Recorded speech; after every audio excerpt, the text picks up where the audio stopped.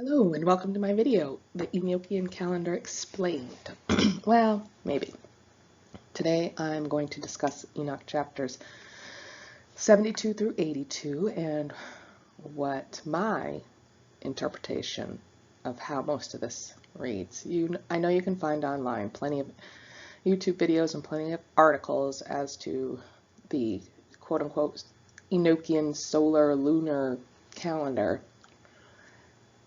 However, in watching a lot of these and referencing them against Enoch, I ended up finding quite a few issues with how Enoch was reading and how I was interpreting it, as opposed to how other individuals were interpreting it.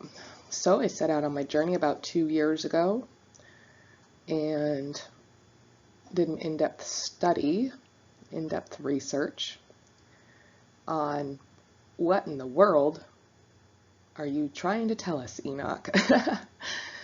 And yeah, so this is my interpretation of what Enoch is trying to tell us in chapters 72 through 82. So yeah, welcome to my video, the Enochian calendar explained. Like I said, maybe.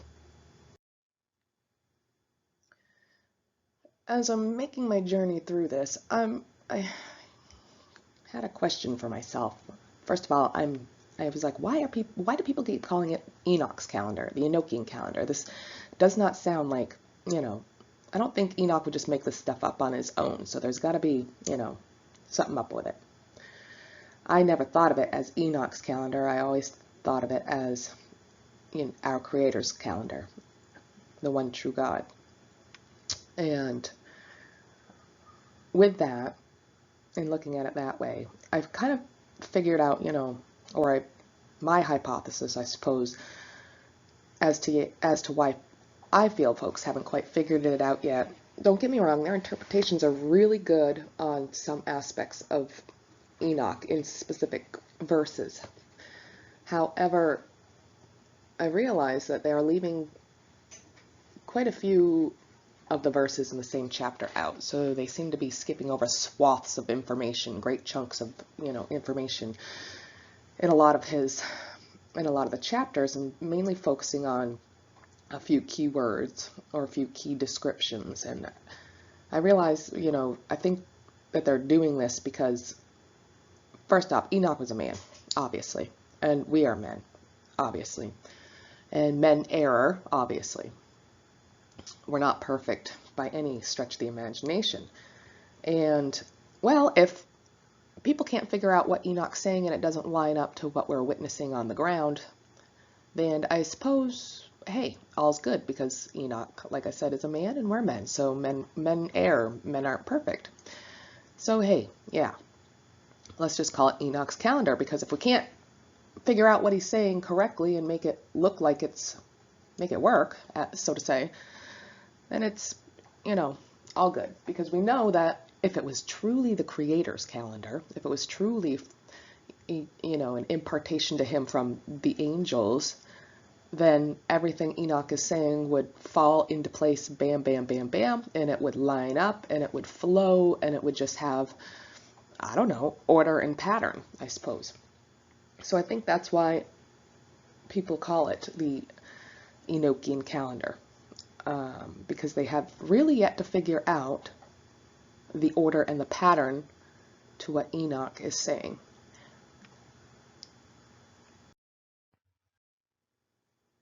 So that is my take on the Enochian calendar. Oh, thank you for joining me. No, I'm kidding. Yeah, no, but essentially, yeah, that's my take on the Enochian calendar. So that's all I got on that. And I'd like to welcome you to the Creator's calendar explained. Just a little forewarning before I get started. The material you are about to see and hear is patent pending. So the replication of the material for sales is strictly prohibited. Thank you. Now, if you've never read Enoch, and if you've never read Jubilees, you're really missing out. Enoch gives these amazing descriptions of what heaven looks like in the seat of the Most High God. Oh, it's absolutely gorgeous and mind-boggling.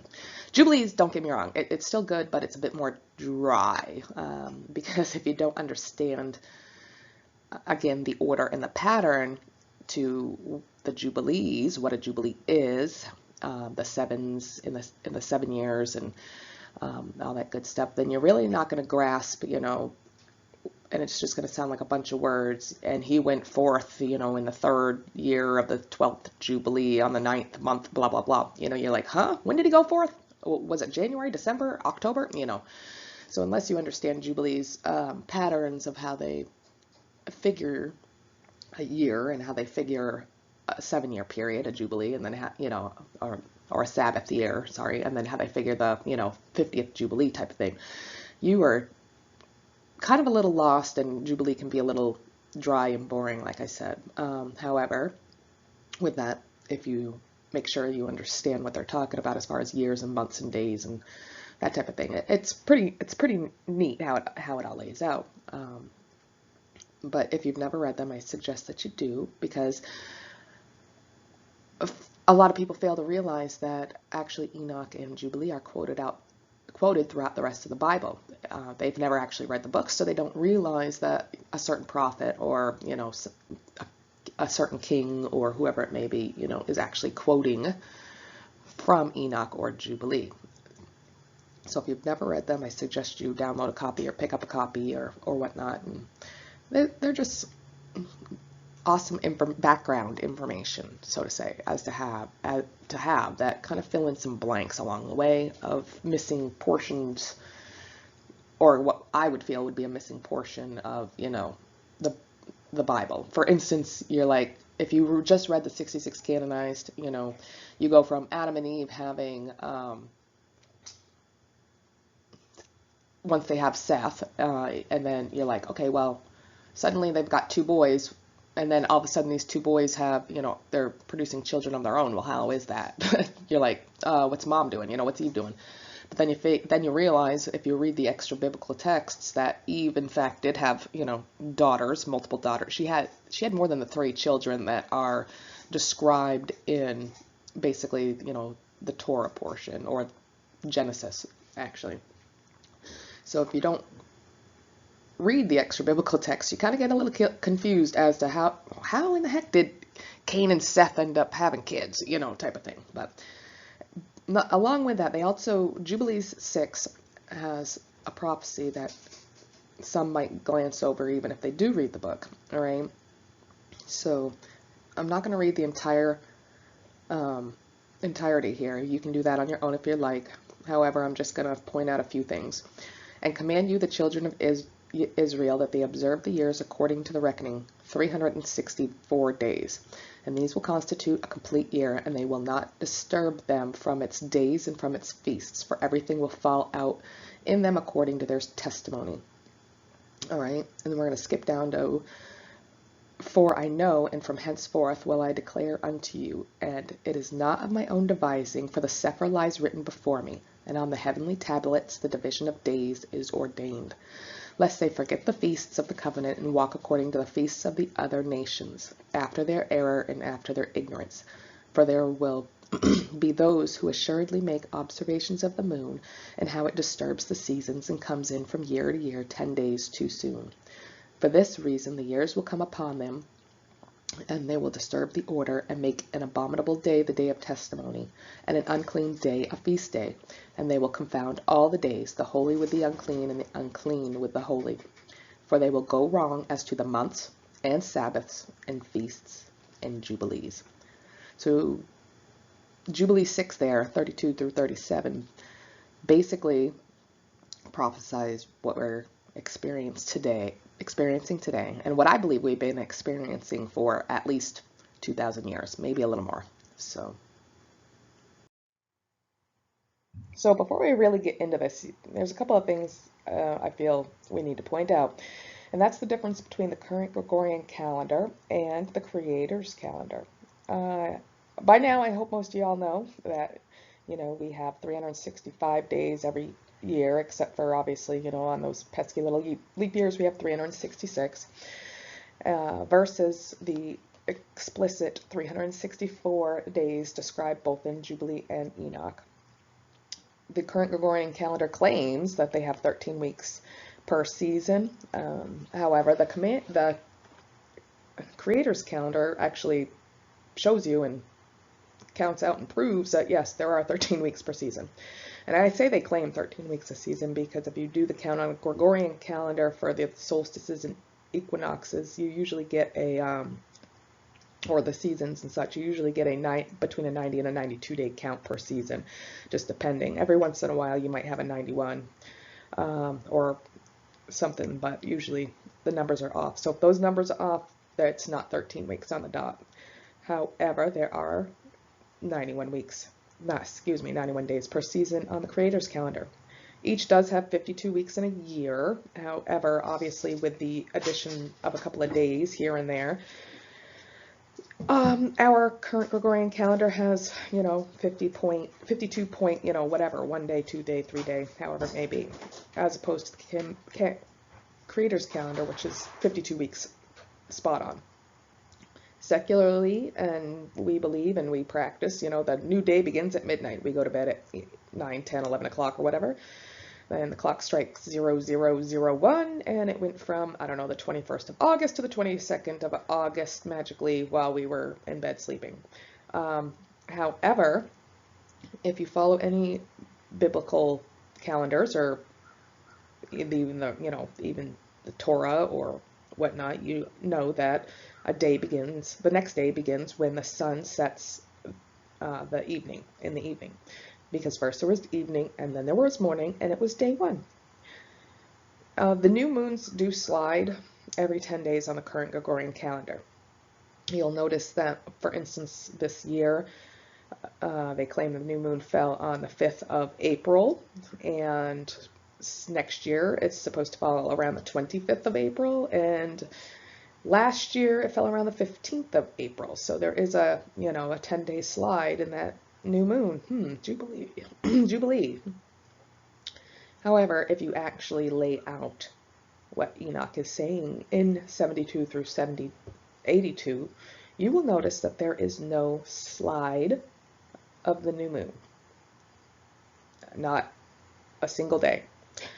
So, and of course, you know, in January, woohoo, snow's coming down up to our eyeballs, and it's, 0 degrees out, and we're celebrating at, midnight on December 31st for that clock to turn for the Happy New Year. Well, unfortunately, there's nothing about the month of January that signifies any new beginnings whatsoever. It's the dead of winter, okay? When, in fact, spring and the new year coincide. Exodus 12:2, the Most High tells Moses to inform the children of Israel that this will be the beginning of the year for you. It's the first of the month of Aviv, and he immediately goes on to explaining the Passover. So, the new year, Aviv, spring, and Passover are when we're supposed to be celebrating the new year.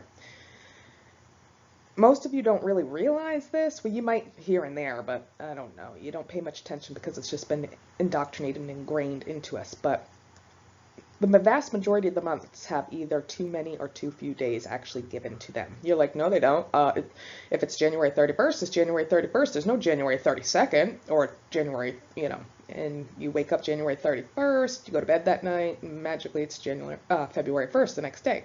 Because obviously, the time's got to run consecutively for individuals type of thing, but you'll find out shortly that they actually have too many days or too few days given to each month, okay?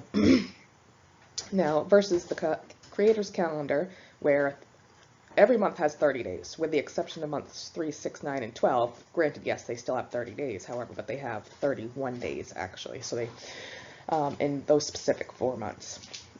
The current Gregorian calendar basically rubber stamps a new moon every single 29 days, versus a true lunar cycle described in Enoch, which tells you that the length of a lunar night is either 29 or 30 days. Sometimes it is 28, okay?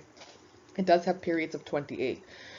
However, the majority of the time it's a 29 or 30. Sometimes it's not 6 months out of the year, because then that's half the time. And secularly, we are indoctrinated to believe that the sun dictates the length of the year. You know, they tell us, well, it takes 365.2 days for the Earth to rotate around the sun from this point, from point A to point A. But biblically, you've got to remember that the sun doesn't dictate the year, the moon does. It brings on all the years exactly so that their stations may come, neither too far forward nor too back, not even a single day. So you've got to trash the concept that the sun dictates our year and grasp the concept that the moon is what dictates our year. Okay, what else do we have to remember? Well, what else must we remember? Kind of back to the basics. Remember, the Most High, he never changes. He's the same today as he was yesterday, as he will be tomorrow, as he was since the beginning of our creation, and he will be forever, okay? He only creates that which is good and perfect, okay? And he's the creator of author and order, and he always works in patterns. Just never forget, author of order and patterns. We can see the patterns play out from Genesis 1 until Revelation, repeating patterns, okay? Whether it be number patterns or whether it be, you know, event-like patterns, things like that. The author of order and patterns. As a side note, and possibly some useful information, Enoch and Jubilee are the only books you're going to find this in. You're not going to find this in your 66, you know, canonized biblical versions today. The sun and the moon. First proceed forth that great luminary, that which is called the sun, the orb of which is as an orb of heaven, the whole of it being replete with splendid and flaming fire.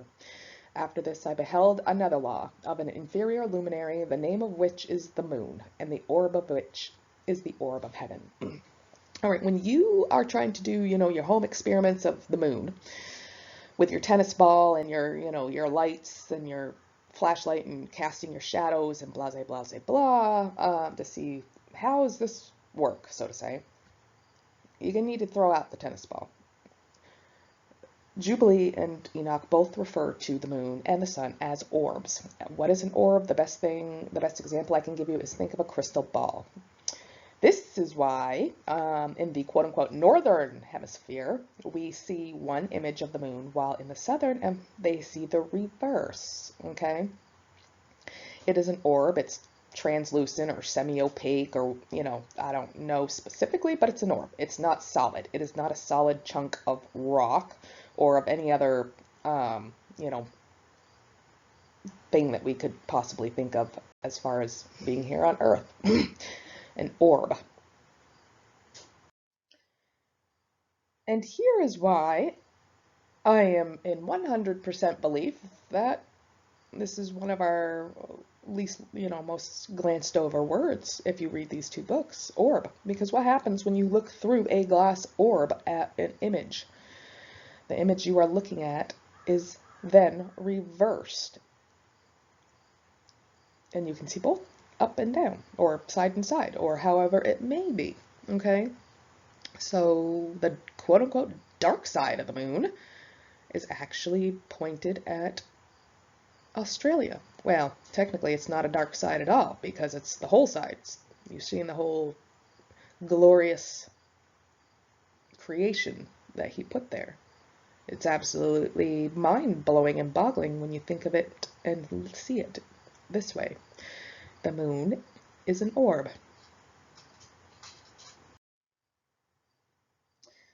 What happened to the image? Like I said, the image was, I don't know, it's either flipped upside down or it's reversed. I'm not sure, you know. I don't have a specific orb at the house to be able to do, you know, test the theory with, to be able to turn it to see if turning it in different directions produces like a side-by-side or whatever. Anyway, it doesn't matter, I suppose. The image is reversed, as you can see. If you'd like to see more on that, check out the YouTube video, A Different Perspective, Photography Through a Glass Ball, Nikon I Am Different, for more examples. Ooh, another side thought. Sorry, I have a lot of these, so please bear with me. Have any of you ever looked up at the moon during the day? And, you know, it's a bright, shiny day. The sky is blue, nary a cloud in sight. It's 12 o'clock, 1, 2 in the afternoon. I looked up and bam-o, there's the moon. It looks a little different during the day than the night, does it not? And here we have two examples, and a lot of people won't notice this right off the bat, and I don't know if maybe it's because you've got too much fluoride in your system or something, or whether it's because you never really think twice about it. Because, you know, since kindergarten, you've been told that the moon's a chunk of Swiss cheese, or it's just a tidal locked mass of rock or something. But anyway, if you look at the two pictures and the examples below of the two different sky colors and the two different moons, all right, what's one thing that you notice? The first thing that pops out at me, and in both examples, is I guess they would be crater areas or lower lying areas. I don't exactly know what they would be, but you can see the same exact color of the sky in those lower lying areas as the sky that is surrounding the moon. If that is a ball of rock up there, you shouldn't be able to see through it and see sky through it. I wouldn't think anyway. I'd love to hear science's explanation on why I can see the same color sky right through the moon. I think the only way I'd be able to do that is if the moon was an orb, a translucent slash semi-opaque, whatever it may be, orb. That's my personal take. You can make up your own mind. All right, sorry about that. Back to our show.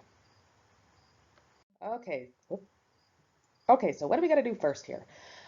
The first thing you need to do, which by the way was not the very first thing that I did. It almost was, but not quite completely because I kept going back and forth. But the first thing we really need to do is throw out the current Gregorian calendar format almost completely. And when I say almost completely, the only thing you want to have is the empty 7-day grid boxes where your information for whatever day of the week it would be and whatever month it would be would go. And you will see why shortly, why we have to rip all that out.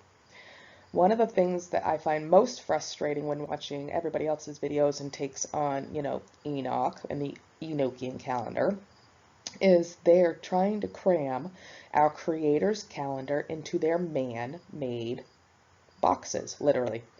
And you can't do that. You gotta remember, he's the creator of everything. He's beyond our, you know, most of our comprehension at this point in our lives. And for us to try and bend his will to our will, that is not the way it's supposed to go, folks. So get rid of your current Gregorian calendar formats, with the exception of the 1 through 7, you know, 14, or sorry, 8 through 14, you know, blase blah. Throw it in the trash. And why do we have to throw it in the trash? Well, I touched on it a little bit back a couple slides ago. Like I said, they do not attribute the correct number of days to the appropriate months as ordained. Neither do they begin the new day when the sun sets, nor do they place the new moon truly where it begins, when the new moon is a 1/7 crescent and waxing.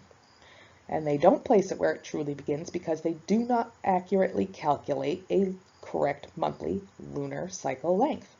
They rubber stamp an automatic 29 days. Now, don't get me wrong, 354 divided by 12 does come out to be, you know, 29.5, and obviously you can't really have a 0.5 of a day or a 0.5 of a night or, you know, that type of thing. But the automatic rubber stamp of a 29-day lunar cycle is really messing a lot of things up. All right, and then what are we going to do now that we have no, you know, layout and format, I suppose? Well, we are going to first give every month its ordained number of days, and secondly, and possibly just as important, or more importantly, I'm not sure which yet, maybe you can decide later, we got to figure out where to properly place the equinoxes and the solstices. This is very important, and I'll show you why. And third, we're going to figure out each month's true lunar cycle length. And how are we going to find out the correct number of days ordained to each month? Oh, thank you, Enoch. Welcome, welcome, welcome. Big round of applause for Enoch, folks. Chapter 72. When the sun rises in heaven, it goes forth through the fourth gate 30 days, and by the fourth gate in the west of heaven, on a level, it descends. During that period, the day is lengthened from the day, and the night curtailed from the night for 30 days. And then the day is longer by 2 parts than the night. The day is precisely 10 parts, and the night is 8 parts. The sun goes forth through the fourth gate, and it sets in it, and it turns to the fifth gate for 30 days, after which it proceeds from and sets in the fifth gate. Then the day becomes lengthened by a second portion, so that it is 11 parts, and the night becomes shortened and is only 7 parts. The sun now returns to the east, entering into the sixth gate and rising and setting in the sixth gate for 31 days on account of its sign. At that period, the day is longer than the night, being twice the night, and becomes 12 parts, but the night is shortened and becomes 6 parts. Then the sun rises up that day, that the day may be shortened and the night lengthened, and the sun returns towards the east, entering it into the sixth gate, where it rises and sets for 30 days. The sun then goes from the west from the sixth gate and proceeds eastward, rising in the fifth gate for 30 days.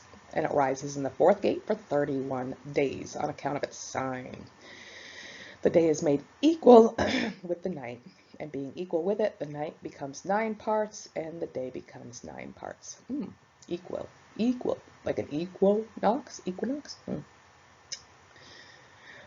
Oh, the night becomes 9 parts. The sun then goes forth from that gate and sets in the west, and returning to the east, proceeds by the third gate for 30 days, setting in the west at the third gate. The sun now goes forth from the third gate as it sets in the third gate in the west, but returning to the east, it proceeds by the second gate for the 30 days. As it sets in the second gate in the west, but returns to the east, proceeding by the first gate for 31 days, and it sets in the first gate. Now remember, we're in the first gate for 31 days, and the sun has completed its beginnings, and a second time goes round from these beginnings into that gate it enters for 30 days, and it sets in the west in the opposite part. At that period, the night is contracted in its length, a fourth part, that is 1 portion, and becomes 11 parts in the day, 7 portions, or 7 parts, sorry. Then the sun returns and enters into the sixth gate of the east, and it returns by these beginnings 30 days. The sun then goes forth from the second gate as it sets in the west, but returns to the east and rises in the east in the third gate for 31 days, setting in the west of heaven. At that period, the night becomes shortened. It is 9 parts, and the night is equal with the day. The year is precisely 364 days. The lengthening of the day and night and the contraction of the day and night are made to differ from each other by the progress of the sun. Okay? By means of the progress, the day is daily lengthened and the night greatly shortened. All right, did you get all that? Very clear, isn't it? Haha. Okay, so what Enoch is describing to us is obviously, the progression of the lengthening of our day and the shortening of our day and the lengthening of the night and the shortening of the night that we experience on a daily basis, but, seasonally throughout the year. Along with that, he's also telling us how many days are allotted to each month, okay? And he's telling you which gate that they're in so you can place them according to their season for the most part, okay? So Enoch extracted out and broken down basically is telling us that the first month, what we call pseudo-April, is supposed to have 30 days. Currently, we do give it 30 days. At that time, it's in the fourth gate. Then for the second month, pseudo-May, is supposed to have 30 days. We give it 31 days. It's in the fifth gate. The third month of pseudo-June is supposed to have 31 days, yet we give it 30 days in the sixth gate. The fourth month, pseudo-July, the sun's making another trip around the sixth gate. Okay, it's supposed to have 30 days. We give it 31 days. Then in month 5, pseudo-August, we have 30 days and we give it 31 days. It's back to gate 5. Month 6, pseudo-December, is supposed to have 31 days, yet we give it 30 days. It's back to gate 4. Now we're moving on to month 7, our autumn time frame, okay? Pseudo-October is supposed to have 30 days. We give it 31 days. It's in gate 3. Month 8, pseudo-November, it's supposed to have 30 days. We give it 30 days, and it's in gate 2. Month 9, pseudo-December, is supposed to have 30 days. We give it it's supposed to have 31 days. We give it 31 days. It's in gate 1. Okay, so gate 1 is the farthest from us. Can think of it as the Tropic of Capricorn. And gate 6, when it's in the 3rd month of gate 6 in June, it's closest to the Tropic of Cancer. Think of it that way. Month 10, pseudo-January, is supposed to have 30 days. We give it 31 days, again in gate 1. This is where Enoch says, you know, it's completed as beginnings and makes a second trip around or second time around from those beginnings or whatever. It's right between months 9 and months 10 in gate 1. Month 11, pseudo-February, is supposed to have 30 days. We give it 28 days. It's in gate 2. And month 12 is pseudo-March. It's supposed to have 31 days. We give it 31 days. And it's in gate 3. These days are ordained, and that's how they work in a repeating pattern. So gate 4, 5, 6, 6, 5, 4, 3, 2, 1. 1, 2, 3, 4, 5, 6, 6, 5, 4, 3, 2, 1. 1, 2, 3. Like forever running on its chariot, okay? Again, not just the gates are in a pattern, but our month number of days are also in a pattern. 30 days, 30 days, 31 days. 30 days, 30 days, 31 days. 30 days, 30 days, 31 days. 30 days, 30 days, 31 days for a grand total of 364 days. So 30, 30, 31, 30, 30, 31, 30, 30, 31, 30, 30, 31. Rinse and repeat. The pattern and the order. Enoch 72 goes on to tell you, this is the law and the progress of the sun, and it's turning when it turns back, turning during 60 days and going forth. This is the great everlasting luminary, that which he names the sun forever and ever. This is also that which goes forth a great luminary, and which is named after its peculiar kind, as Elohim commanded. And thus it goes in and out, neither slacking nor resting, but running on its chariot by day and by night. Its light is 7 times brighter than that of the moon, but the dimensions of both are equal. So I find that rather interesting. So the dimensions of both are equal. So the sun is not this huge, binary star that's 93 million miles away. And the moon is not this solid chunk of rock that's only, 128 million much, much closer. I can't remember off the top of my head. Their dimensions are equal. One's not this huge gaseous star, and the other's not this dead, just piece of chunk that happened to float in and is now tidal locked in our rotational pattern. They are both equal in dimension. Pattern alert. Okay, so remember the pattern of the sun. 4, 5, 6, 6, 5, 4, 3, 2, 1. 1, 2, 3, 4, 5, 6, 6, 5, 4, 3, 2, 1. 30, 30, 31, 30, 30, 31, 30, 30, 31, 30, 30, 31. That is the ordained path and pattern of the sun. Like I said, what is Enoch describing? He's describing what we experience here on Earth, obviously, when the sun moves throughout the gates, what they're called. They're called the gates. We call them the Tropic of Cancer, the Tropic of Capricorn, and the equator, essentially. So, like I said, gates 5 and 6 are closest to the Tropic of Cancer. Think of gates 3 and 4 as the equator, and gates 1 and 2 as, moving out towards the Tropic of Capricorn. That's all he's describing, and he's telling you how long it takes the sun to make these runs around each of the gates in and out. All right, so looking at the pattern in one form and repeating the pattern over and over in your head, shows you one thing. Actually laying the pattern out and the order out of what Enoch is describing in 72 is another. So when you physically lay out Enoch inside the Creator's calendar and not inside the Gregorian calendar, you begin to see the pattern and the order as it lays out. What we're looking at here, obviously, is month 1, pseudo-April, all right? You see where the first, logically thinking, what do you do with 1 begins where 1 should start, so to say, You wouldn't start a 1 in the middle of something. You would start a 1 at the beginning of something. So the 1 starts in the upper left-hand corner of the first month. Now, if you look right below that, you'll see the 3rd month. The 31st ends in the far right-hand corner at the bottom. So 30, 30, 31, gates 4, 5, and 6, your springtime, your Aviv. They lay out in a bigger jigsaw puzzle, so to say, as one complete, rectangle.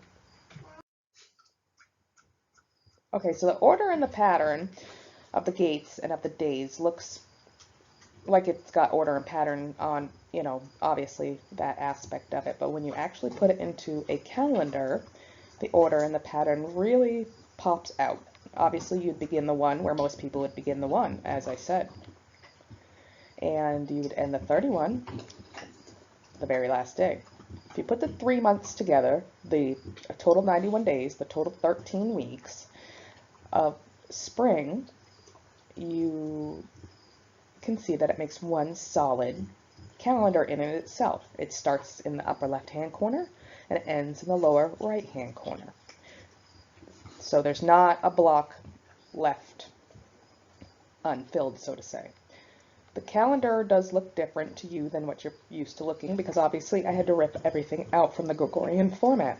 You have 3 sets of dates. Each date actually has 2 days in its block, all right? So, because there was evening and then morning. The evening of the 31st, if you look at the 3rd month, would have, because my calendar runs from April to April, so there's no January, February, and March of 2019 showing. But picture the 3rd month right above the 1st month as the 12th month. Hey, okay, so the 31st is the day portion on the 3rd month, which would now be the 12th month. The 1st, sorry, it's the night portion, and then the 1st is the day. And then the 1st on the 1st is still the day portion, and the 2nd, where the 1st is the evening portion. And the 2nd, where the 2 and 3 are, is the day portion. And the 3rd, where the 2 and 3 are, is the evening portion once the sun sets. Okay, that is applied across the entire calendar for all 3 sets of dates. The biggest date up top is the Creator's ordained days and how they lay out, 1 through 31 in your first 3 months. The smaller date below them, the black date, sometimes it's in green, okay, is what we believe the current day of the week and date are according to the current Gregorian calendar and its formatting. The date below that in pinkish reddish, okay, those are also in a Gregorian format to an extent. However, the count does have the correct number of days allotted to each month in those, and that count also is based off of when the solstices and the equinoxes, truly occurred. That's how you, or well, that's what you're looking at right this second. So you'll notice months 1, 2, and 3, and if you take a look at month 4 looks exactly like month 1. You can lay it right on top. The only difference that might be between month 1 and month 4, when we get to it, will be your lunar count of either 29 or 30 days. Okay? So Enoch is describing the gates, the length of days, the length of the month, and this is how it lays out when you put it into the intended format the Creator wanted us to follow.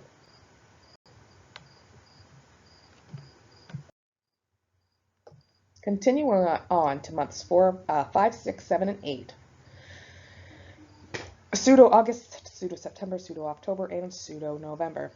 Month 5, would you look at that? It looks exactly like month 2. Month 6, it is exactly as month 3. Month 7 is exactly as months 1 and 4. And month 8 is exactly like month 2 and 5. Order and pattern. You'll also notice in month 6, if you take a look, there's a darker highlighted ribbon down there by 26, 27, 27, 28. It's for the 27th. That is because further along in Enoch, we'll be reading about the moon or discussing the moon, okay? The moon's ordained path. Now, don't get the moon's ordained path confused with the moon's ordained times, by the way, okay? At 177 days, the moon has then completed its beginnings, okay? And he specifically says 177 days, 25 weeks, 2 days, all right? Month 6 is when that occurs.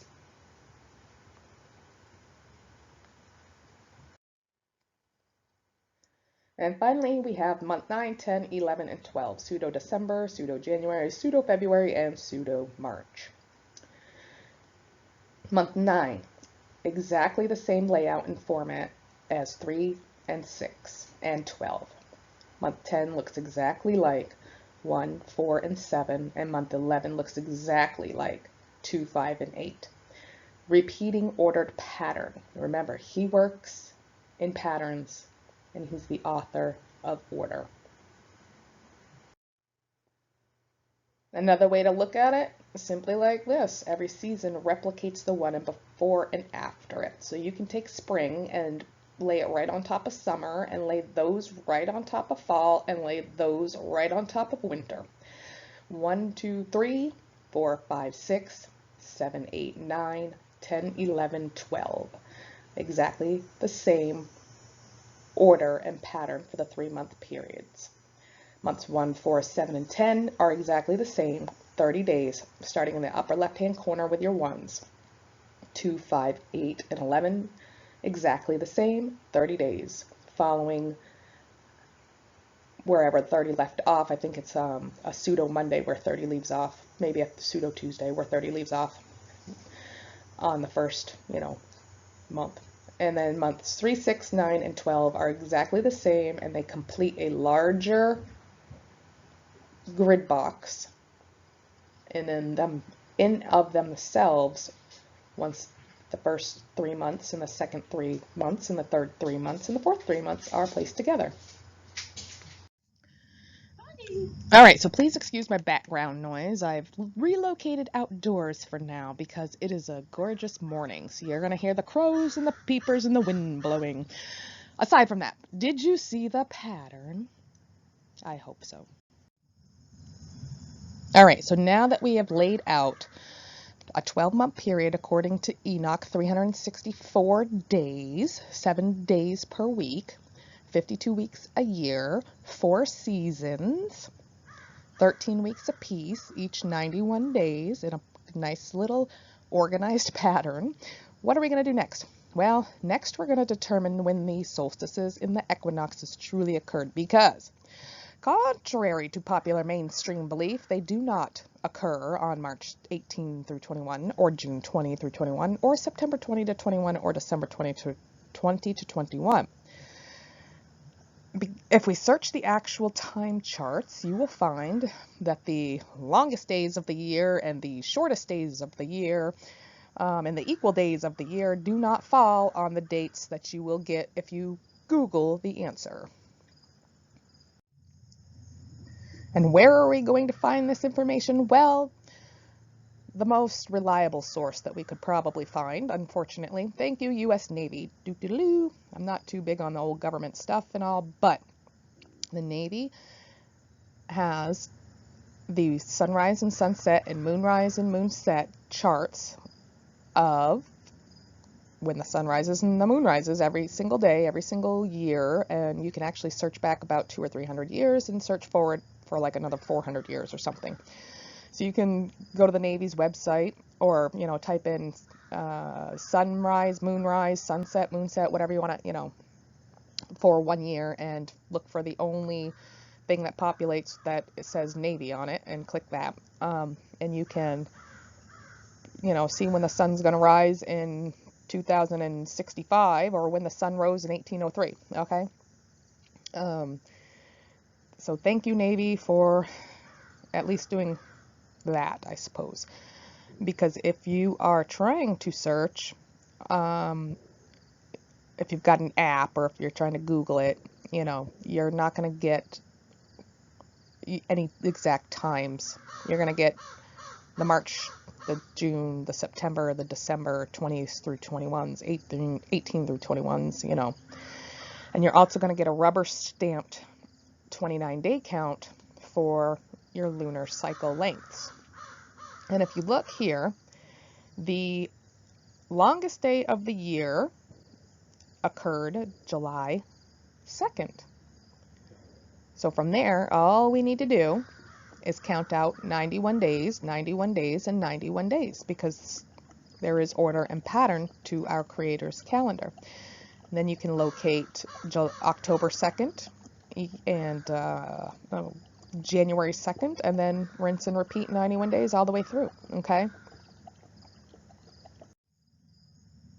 But wait a second, because it's not as simple as that, okay? Even though you've counted out 91 days, 91 days, 91 days, 91 days, remember, the Navy's chart is still a man-made chart, and the Navy's chart is still based off a Gregorian calendar format. So once you've charted out the days, you have to convert every single month and give it its correct ordained number of days. Then you can truly see which day the equinoxes and the solstices occur. If you were to count from, say, July 2nd, 91 days, because July, August, September do not have the correct number of days allotted to them. They're supposed to have 30, 30, and 31, not 31, 31, and 30. Obviously, counting 91 days based off a Gregorian format is going to give you a different day 91 days later than the 2nd of October. Make sense? I hope so. And here we have the conversion of the months. They are set up, the right-hand number in the block under the month is the current setup for the Gregorian calendar and its count, and the slash next number is the count if the months have their correct number of ordained days.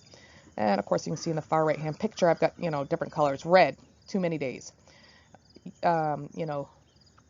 Yellow, not enough days. Blue, they happen to have enough days. However, like I just mentioned, we don't have 31 days in January. The universe does not see a 31st of January or pseudo-January.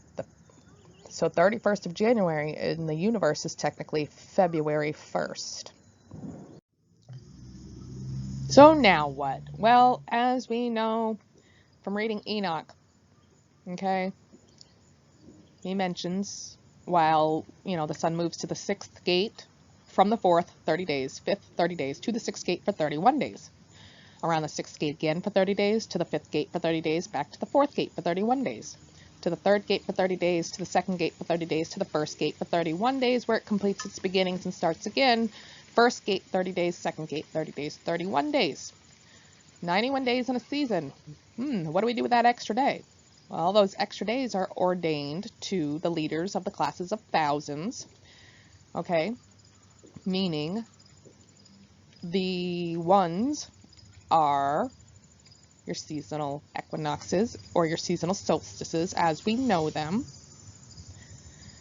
So putting two and two together, the 31st day of the 3rd, 6th, 9th, and 12th month are where your solstices and your equinoxes occur. Enoch 72 again, the sun now returns to the east, entering into the 6th gate and rising and setting in the 6th gate for 31 days on account of its sign. The sun goes forth from the 5th gate as it sets in the 5th gate of the west and rises in the 4th gate for 31 days on account of its sign setting in the west. Then the sun goes at that time from the 2nd gate as it sets in the 2nd gate in the west, but returns to the east, proceeding by the 1st gate for 31 days. At that period, the night is contracted in its length. It becomes 10 parts, the day becomes 8 parts. Then the sun goes forth from the second gate and sets in the west, but returns to the east and rises in the east in the third gate for 31 days, setting in the west of heaven. So Enoch is describing for us in the vast majority of chapter 72 where your equinoxes and your solstices fall, okay, your days of the month, where the sun is, and what weather basically you're going to be experiencing, whether it's going to be nice and warm, whether it's going to be very cold. So now what? Well, now we are going to actually count the lunar cycle length for every single month. All right. As stated in Enoch, we'll read about this shortly. The moon has 3 months that contain a count of 29 days and 3 months that contain a count of 30 days each 6-month period. Sometimes it does have a 28-day. Okay. It's rarely. It has periods of 28 days. 28 days is not the norm. 28 days is not every 6 months or, half of the year. 28 days sometimes. This will total a lunar count, all right, of 354 lunar lit nights. What I mean by lunar lit nights is out of 364 days, you're only going to see light shining from the moon for 354 of them. That doesn't mean the moon fell from the sky, or that the moon jumped off its track, or that the moon is playing hide and seek behind Venus or something, crazy like that. For 10 days, the moon is still up there because it has the same 30-day period as the sun does. It's just 10 days out of the entire year, 5 days in every 6-month period. There is no light given to the moon from the sun. Yes, the light of the moon does happen to come from the sun. Okay. Okay, but wait. Once we've actually established where and when the solstices and the equinoxes truly occur, do we really need to depend on your man-made time chart? Do you really need to, figure out there's 29 in this one, 29 in that one, 30 in this one, blah, blah, blah? Well, it depends. And it depends on what you're trying to use it for, I suppose. So, no, you actually don't need the man-made charts after determining the solstices and the equinoxes, because now we already know that the 31st day of every month is a solstice, or sorry, not every month, of the 3rd, 6th, and 9th and 12th month will either be a solstice or an equinox. 31 is immediately followed by 1 of the next month. 1 of the next month on the Creator's calendar ordained in the universe is going to be your 1/7 crescent new moon. You could essentially not even have to count any of the actual lunar cycles unless you're trying to predict them ahead of time. And there is probably a small issue with that if you go to think about it in the long run, because you'll find out here shortly that we aren't even in the correct year, or usually even in the correct day of the week, or in the correct month. I'll show you that here shortly. But you don't, once you've established those 4 dates and where they fall, the pattern is 30, 30, 31. Therefore, you can stand outside as it nears the end of the month and determine whether or not you see the moon on that 29th or 30th day. However, if you want to predict ahead of time, like I said, you want to count them. Or if you're really, really good, and you can step outside on, say, like the 12th of, the 3rd month or whatever, and look up and be like, ooh, the moon is 12/14 full, because I can tell just by looking at the size of the moon. Well, I don't know anybody that can do that these days. Probably Enoch could, probably Noah could, probably Abraham could, but I don't believe many after Abraham actually could do that. Enoch 73. After this I beheld another law of an inferior luminary, the name of which is the moon, and the orb of which is as an orb in heaven. Remember what we said? The moon is not a solid chunk of rock. It's an orb. Its chariot secretly ascends, the winds blow, and light is given to it by measure. Every month at its entrance and exit it becomes changed, and its periods are as the periods of the sun.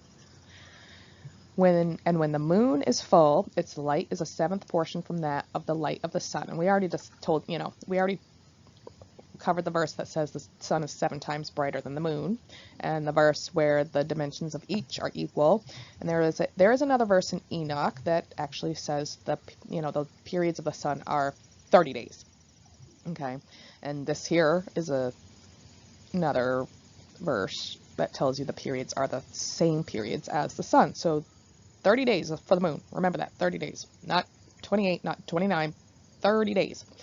And when the moon is full, its light is a seventh portion from that of the sun. Thus it rises, and at its commencement towards the east goes forth for 30 days. At that time it appears and becomes to you the beginning of the month, 30 days with the sun in the gate from which the sun goes forth. Half of it is in extent 7 portions, 1, and the whole of its orb is void of light.